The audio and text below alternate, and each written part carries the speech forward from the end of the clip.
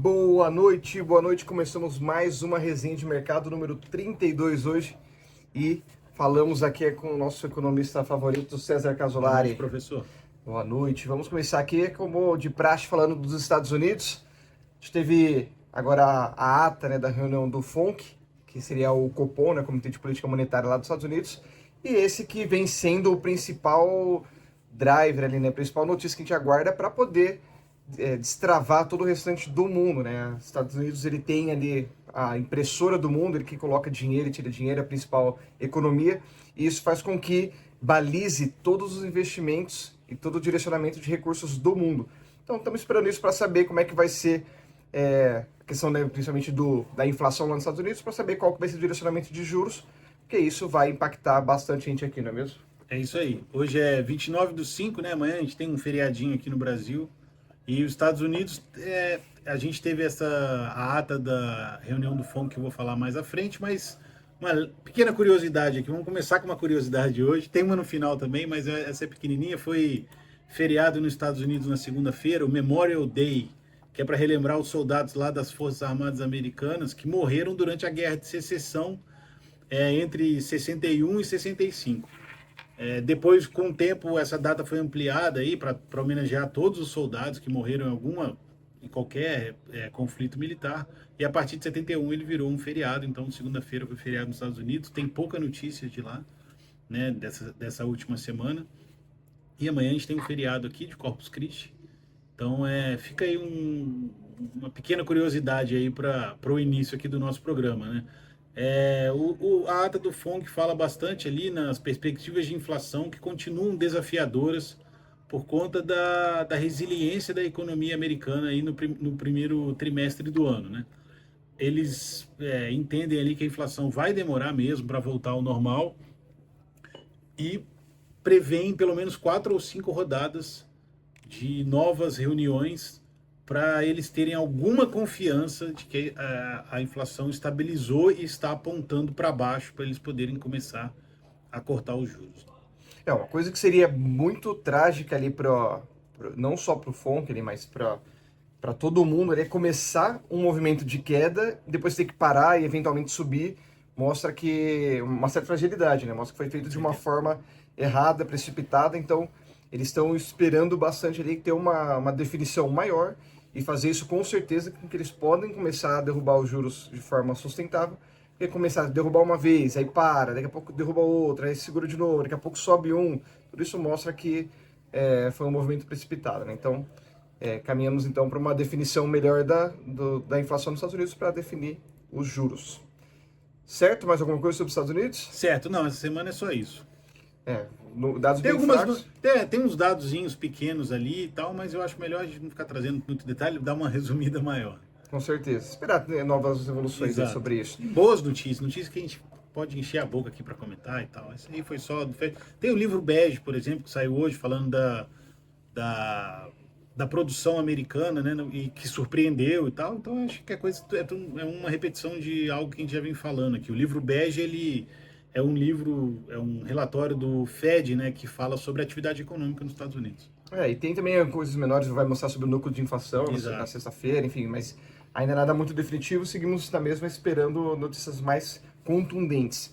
E falando sobre China, que é também a segunda maior economia, dados que são relevantes aqui também, não só para o Brasil, mas para o restante do mundo, a gente teve aquele índice, o PMI, que é o índice de gerentes de compra, que deu uma mudada aí também, né, subiu um pouco, e isso anima um pouco mais o mercado, principalmente olhando aqui a gente que é um grande parceiro comercial, né? Pois é, o mercado chinês aí mostrando um certo aquecimento, né? Começou o ano meio patinando, mas depois ali no final do primeiro trimestre começou a mostrar uma recuperação, né? O governo por trás dessa grande desse início de ano, né? De começar a apertar bastante ali o PIB chinês, colocar a política monetária e a política fiscal a favor ali da produção e do consumo dos chineses, né? Esse índice, então, ficou em 5,5 em maio, frente a 49,6. Então, ele saiu do terreno contracionista para o terreno expansionista, né? 50% ali é o limite. E, com isso, o FMI acabou elevando a previsão de crescimento do PIB da China para o ano de 2024, passou de 4,6 para 5, que é o mesmo do governo chinês desde o ano passado, mas ele alerta para os riscos ainda que estão ali rondando a economia chinesa, principalmente a crise de deflação e o setor imobiliário. Então o FMI está vendo bastante resenha de mercado porque concorda com a gente. Com certeza. Quem acompanha já sabe que vai acontecer aí pela frente. E na zona do euro também, similar, né? Também tivemos a notícia lá sobre a questão do PMI, né? Do índice de gerente de compras, que, para quem não entende muito isso, esse índice, ele antecipa a atividade econômica. Então, se o gerente de compra está acreditando que a economia vai melhorar, que ele vai ter mais vendas, ele compra mais. Então, por isso que eles pegam esse gerente para poder trazer essa informação. E aí, com isso, eles já conseguem prever o quanto a economia vai acelerar. Mas alguma coisa lá sobre a zona do euro que seja relevante, diferente? Não, foi isso. Essa subida foi importante porque ela vem junto com notícias aí de queda na taxa de inflação, principalmente na Alemanha, saiu um dado aí de 2,4 ultimamente. E ao mesmo tempo que a inflação está caindo, os gerentes estão ficando mais otimistas. Então como a gente falou semana passada, a limusine chegou, os fotógrafos estão a postos, a queda da taxa de juros só falta sair, tirar foto, dar tchauzinho para todo mundo para aparecer nos tabloides lá da europeus. Com certeza. E aparecer ainda próximo ali ao rei, né? E agora tá todo mundo falando sobre isso. Também falando aqui sobre os nossos vizinhos, a Argentina, né? Que a gente tem acompanhado bem de perto, tem tido muita mudança. Essa semana foi um pouco menos ativa do que o normal, mas também notícias relevantes, principalmente sobre o gás lá, né? Semana passada a gente falou aqui do Milei malandrinho, né? Seu Milei malandrinho, que tinha tirado do índice inflacionário. Tinha tirado do índice inflacionário, não. Congelou o aumento do gás, que seria por volta de 400%, porque eles estavam com problema lá de pagamento de gás, de questão de subsídio, e isso ia atrapalhar muito a inflação mensal, e ele acabou congelando esse aumento para o mês de abril, se eu não me engano, ou maio, eu não lembro mais. Mas era um desses aí. Era o de maio, porque o de abril já saiu, foi 8,8. O governo, então, do Milei, ele conseguiu quitar a dívida dos subsídios com empresas de gás com um desconto de 50%. Vamos lá. O que ele pagou? A empresa de gás fazia a extração do gás e fornecia para as pessoas usarem. O governo dava um subsídio para esse uso. Igual dava um subsídio para a eletricidade e para o transporte lá, principalmente, como a gente vem falando aqui. Qual que é o ponto ruim disso? É o que vai acontecer agora. As pessoas não pagavam a conta de gás porque era subsidiado. E o governo também não pagava. Então a inflação estava duplamente escondida. Quando a gente diz que o Milei aumentou a inflação no primeiro mês de governo dele, não é que ele aumentou a inflação, ele mostrou a inflação que estava escondida. Então, o que o governo anterior fazia era um absurdo, era fazer o subsídio e não pagar o subsídio. Então, as empresas de gás estavam lá com todas aquelas contas de fornecedores ali do governo a serem pagas, ninguém pagava, começou a ter uma crise, eles falaram, bom, então não vamos mais fornecer gás nenhum, você tem uma conta aqui de 600 bilhões.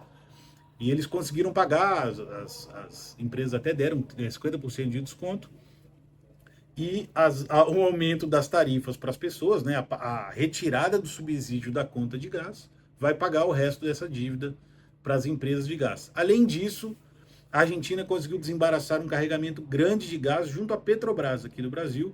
Ela está aumentando rapidamente a produção de gás e petróleo de sua região lá de Vaca Muerta, que é onde eles têm a YPF, que faz a retirada de gás e óleo lá, é a Petrobras deles, né? Mas ainda depende muito de importações para atender a demanda do inverno lá, que é bem mais frio do que aqui, né? Hoje já está fazendo friozinho, tá? Os dois de casaco. A longo prazo, o país quer se tornar um exportador líquido de energia e fornecedor global de GNL, que é o gás que a gente usa aqui para nossos aquecimentos e etc. Pode falar, eu ia falar uma coisa? Não, pode. Então, essa questão dos subsídios é uma questão que a gente tem que olhar de perto, assim, né? O subsídio ele foi criado para ser uma ferramenta de política para incentivar determinados setores. Por exemplo, a Europa utiliza muito subsídio no setor agropecuário, porque eles têm uma questão de custo mais alto devido à mão de obra e a renda da terra, né? A terra é mais cara lá, e eles não conseguem competir com os produtos de fora. O governo acha por bem dar subsídios lá para que essa população não migre para cidades, para que não acabe o agronegócio e tal. Então é um programa grande de subsídio, ele é bem feito, ele é pago e tal. Aí a gente, né, aqui na América Latina, a gente gosta de pegar essas coisas e dar uma subvertida e transformar aquilo como se fosse quase um assistencialismo, né? Não tem nenhum estudo por trás, não tem quase nada mostrando a eficácia daquilo e no fim das contas ainda dá o calote na empresa, né? Isso é o que não pode acontecer. O subsídio é igual remédio, né? Se for bem tomado, ele vai servir para um propósito de curar a doença. Se ele for mal usado, ele pode virar um veneno. Pode agravar a situação, e é isso que a gente já tem vivido, né? E falando aqui sobre o Brasil, a gente também teve as notícias do superávit, né? Que a gente está conseguindo gerar ali resultados positivos para a economia, né? Ainda bem distante do que era o proposto pelo governo inicialmente, mas pelo menos está sendo positivo, né? Exatamente. O superávit em abril veio em 11,1 bilhões, o esperado era 13 bilhões, e no ano o resultado primário está em torno de 30 bilhões positivos no ano, de janeiro até agora, né, até abril, porque a gente não tem o dado de maio, e a dívida bruta está chegando ali próxima de 76% do PIB. No período de um ano, né, de abril de 2023 até abril de 2024, a receita líquida aumentou 8,4% e os gastos aumentaram 12,4% em termos reais. Ou seja, foi descontada a inflação desse aumento. Mostrando que os gastos estão aumentando muito mais na proporção real em relação às receitas. Apesar disso, a gente ainda tem superávit no mês, né? O Brasil tem o próprio governo, né, ele tem um relatório de avaliação receitas e despesas primárias bimestral e eles vão fazendo revisão dos números para o final do ano. Isso é um órgão do próprio governo. E eles estão prevendo eles estavam prevendo um déficit de 27 bilhões, na verdade, para o final do ano, ante um déficit de 9,3 no bimestre anterior. No primeiro 2 meses do ano era 9,3, no segundo passou para 27, só que 13 desses 27 são ajuda às enchentes do Rio Grande do Sul. E, então o governo passou um decreto que retirou isso do cálculo do cálculo primário. Então ele cai para 14,5, que dá mais ou menos 0,2% do PIB, ou seja, quase dobrou no ano, né, no resultado anual. E isso não é uma notícia boa, apesar do superávit, a gente continua, se pegar os últimos 12 meses, né, o déficit ainda é muito grande, e as expectativas, as estimativas de déficit para o final de 2024 aqui na XP são de 67 bilhões, ou 0,6% do PIB. A XP também acha que vai ter uma mudança de meta no resultado primário a partir de julho, né? O governo vai ter que rever essa meta, porque como que ela está feita hoje? Ela é de zero de déficit fechando o ano por zero de déficit, aceitando até 0,25. Isso eles consideram ainda que está dentro da meta. Hoje, a gente ainda está dentro da meta, porque seria esse 0,25, segundo a previsão do próprio relatório do governo, que a gente passou aqui de 0,2. Mas tudo indica, né, que as receitas extraordinárias estão diminuindo, as receitas correntes vão se manter no mesmo nível, o governo não vai conseguir aumentar tanto quanto tem aumentado as despesas até o final do ano. A gente teve pelo menos uma notícia boa aqui no Brasil, quer dizer, boa no sentido de ser boa economicamente, né? O CAGED soltou um relatório de abril dizendo que a gente gerou 240 mil empregos formais frente a uma expectativa de 216. É bom, as pessoas estão contratando com carteira assinada, mas ao mesmo tempo é ruim para aquela discussão do Banco Central, que precisa que a economia volte aos pouquinhos para ele poder baixar mais os juros, né? A última reunião a gente já teve um corte de apenas 0,25 frente a uma expectativa de 0,50. Até o guidance do Banco Central estava dizendo isso, né? Mas ali no finalzinho eles acabaram mudando devido às mudanças de contexto tanto no Brasil quanto no exterior, né? Foi um primeiro trimestre mais abril muito ruim nesse sentido, né? Quase tudo que poderia vir ruim veio, em baixa escala pelo menos, mas não foram notícias positivas ali que dessem confiança para a diretoria do Copom em votar para um corte de 0,50, né? O que é a próxima reunião? Você que está sabendo tudo do Bacen. Eu acho que é zero.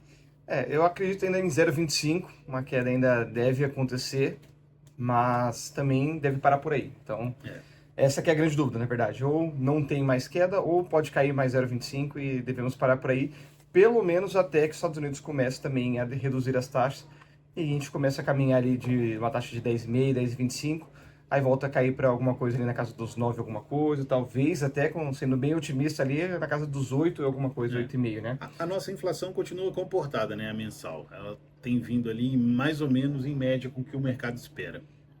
Mas vamos fazer uma aposta aqui, né? Já estou apostando no 0,25.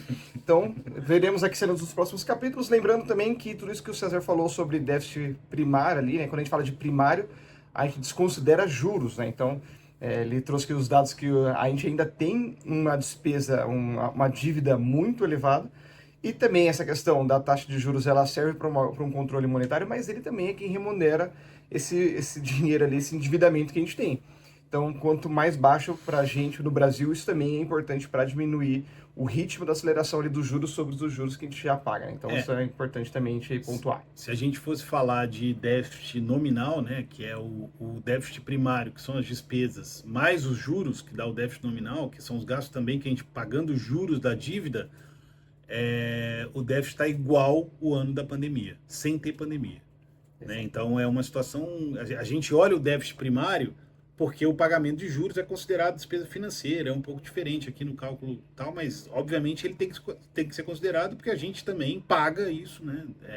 É um serviço da dívida, né? A amortização a gente não conta como pagamento, né? Só está devolvendo um dinheiro que já estava aqui, mas os juros são uma cobrança, né? A gente tem que desembolsar valor para isso, a gente trabalha para pagar imposto, para pagar juros. Então, é uma questão bem... É uma situação bem complicada se a gente colocar o déficit nominal em mesa, né? Não é o costume, mas tem que ser feito porque o orçamento abrange tudo isso, né? A nossa LDO e tal, todos esses planos plurianuais aí, tem que levar em conta também os juros da dívida. E os juros da dívida hoje ainda estão muito altos e são juros reais altos. O governo está lançando aí a NTN 2035-45 acima de IPCA mais 6, ou seja, um juros real de 6% ao ano bruto, que poucos concorrentes no mercado financeiro conseguem bater com longevidade e constância dessa forma. Né? Então é um custo pesado para o nosso orçamento e para a nossa economia, de uma forma geral, não? Porque isso interfere diretamente na economia também. Para quem não fez aí o curso de Economics 101 ali, né, que os juros, no final das contas, ele é somente a remuneração pelo dinheiro. E como a gente está sempre devendo ali, isso é normal que os países tenham essas dívidas. Então, quando você compra ali um título público, no final das contas, você está emprestando para o governo. E esse dinheiro, essa remuneração que você recebe, não vem do nada. Ele é parte do pagamento que o governo tem que fazer. Por isso que é importante a gente acompanhar e monitorar isso, porque o governo atualmente está bastante comprometido para que a gente consiga fazer outros gastos fora do que são os gastos obrigatórios. Né? Pois é, mas tem uma notícia engraçada aqui que eu vi hoje, que em abril de 2024, só me lá. Em abril de 2024, o Brasil registrou a menor taxa de desconforto do século. Você conhecia essa taxa? Essa eu nunca ouvi Cara, falar. eu também nunca tinha ouvido falar disso. Taxa de desconforto. Ó, outra curiosidade, já são duas hoje, hein? Duas bônus. É a soma da inflação com a taxa de desemprego. Se você somar as duas, isso dá uma taxa que chama uma taxa de desconforto. Obviamente, quanto mais alta a inflação e mais alto o desemprego, maior a taxa de desconforto. E quanto mais baixa as duas, menor a taxa de desconforto. Então, a soma das duas hoje no Brasil registrou a menor taxa. Em abril, foi registrada a menor taxa nesse século, ou seja, desde 2001 para cá. Pelo menos tem uma boa notícia, né? Isso é impressionante. Então, encerramos aqui as nossas informações. Vamos para a nossa parte, apesar de já ter muita curiosidade, né? Vamos para a nossa curiosidade oficial.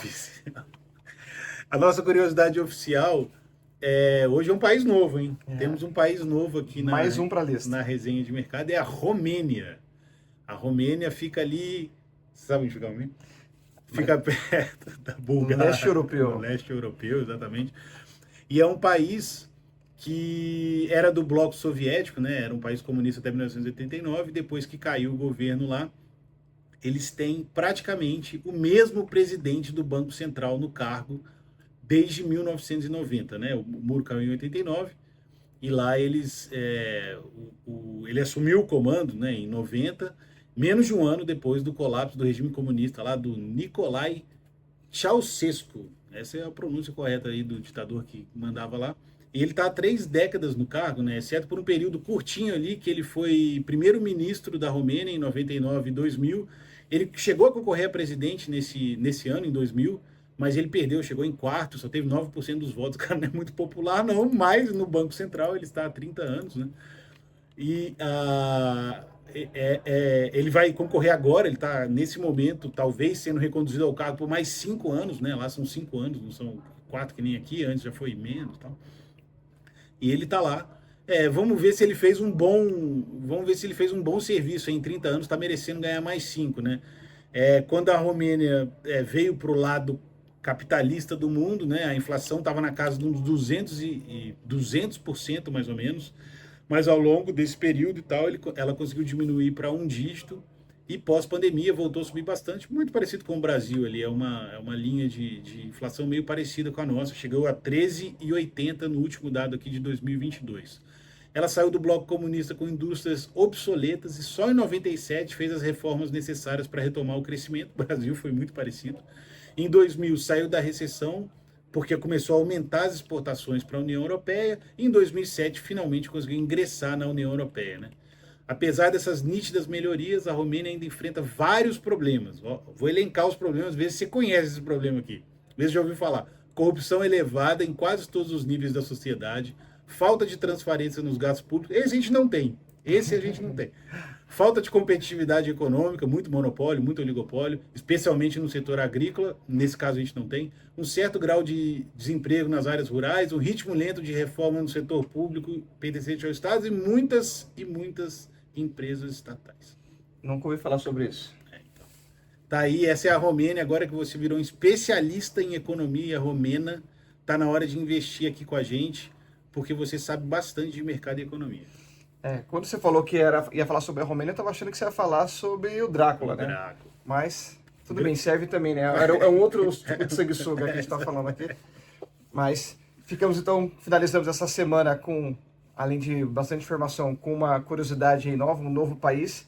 Para quem achava que Romênia ficava entre Estados Unidos e Japão, que dava certo também, né? Agora já sabe um pouco mais de informação sobre a Romênia e utilize todo esse conhecimento que a gente tem compartilhado aqui para você para ajudar no seu planejamento financeiro, entender como que isso impacta nos seus investimentos. César, mais uma vez, obrigado. E aguardamos você de novo semana que vem. Um abraço, até mais.